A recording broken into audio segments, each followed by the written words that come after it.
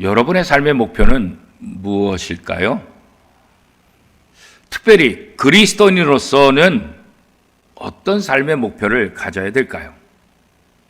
사도 바울은 자신의 기쁨을 위해서, 사람들의 기쁨을 위해서 살지 않고 하나님을 기쁘시게 하는 삶을 사는 것, 그것이 자기의 삶의 목표다라고 분명하게 고백하고 있습니다. 그런데 우리가 한 가지 주의할 점이 있습니다. 하나님을 기쁘시게 하는 삶을 사는 방법, 그 방법이 무엇이냐, 이게 이제 중요한 거예요. 그래서 우리가 하나님을 기쁘시게 한다 할 때 내 방법, 내 뜻대로가 아니라 하나님이 원하시는 방법, 하나님이 기뻐하시는 그 방법이 무엇인지를 찾아야 된다는 것입니다. 본문에 보면 미가라는 사람이 등장하고 있습니다. 이 미가는 누구보다도 하나님을 기쁘시게 하는 삶을 살려고 노력했던 그런 사람입니다. 그런데 이 미가의 실수가 뭐냐면 하나님을 기쁘시게 하는 삶을 살아가는데 자기의 방법대로 했다는 것입니다. 엄마 돈을 도둑질해서라도, 신당을 만들어서라도, 제사장을 자기가 마음대로 세워서라도 어떻게 하든지 하나님을 기쁘시게 하는 삶을 살아야 되겠다, 이런 생각을 하게 된 거죠.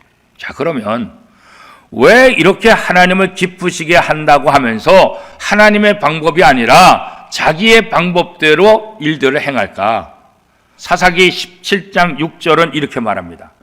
그때에는 이스라엘에 왕이 없었으므로 사람마다 자기 소견에 옳은 대로 행하였더라. 일반적으로 왕 그러면 어때요? 다스린 사람이에요.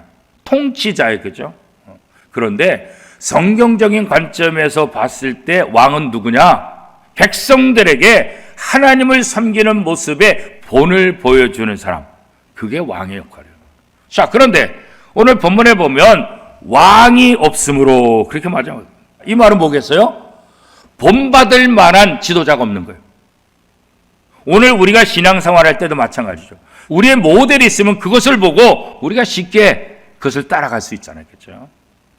그런데 또 중요한 것은 내게 모델이 필요한 것처럼 누군가도 나를 모델로 삼을 수 있도록 내가 바른 신앙생활을 해야 되겠죠. 자, 그러면 우리가 어떻게 하나님을 경외하며 신실한 하나님의 일꾼이 될 수 있을까? 그죠? 매일 하나님을 만나는 시간을 가져야 합니다. 말씀과 기도로 늘 하나님과 교제하며 하나님을 만난다고 한다면 나도 모르게 하나님을 닮아가는 모습이 내 몸에 배일 거예요. 하나님을 열정적으로 사랑하시되 교회를 열정적으로 섬기시되 내 뜻이 아니라 하나님의 방법대로 하나님의 뜻을 구하며 하나님께 영광 돌리는 저와 여러분의 삶이 될 수 있기를 축복합니다.